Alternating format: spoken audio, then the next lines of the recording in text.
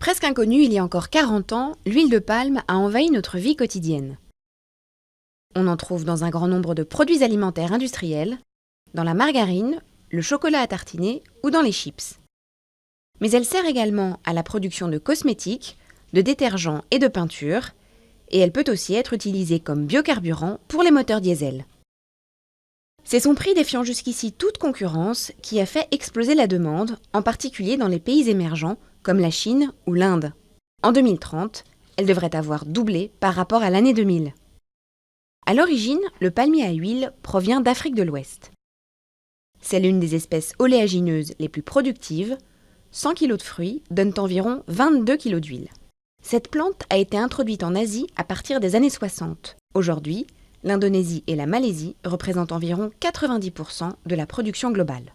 Mais ces plantations ont été aussi gagnées sur la forêt tropicale. Les forêts d'Indonésie disparaissent ainsi à toute allure pour céder la place aux palmiers à huile.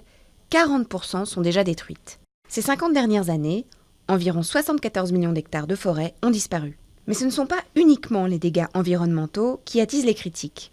L'huile de palme fait également peser des risques pour la santé, contribuant à la survenue de maladies cardiovasculaires. En effet, la surconsommation d'huile de palme favorise le dépôt de plaques de graisse sur les artères et augmente le taux de mauvais cholestérol. Face aux critiques, plusieurs groupes agroalimentaires ont déjà promis de limiter ou d'arrêter l'usage de l'huile de palme dans leurs produits.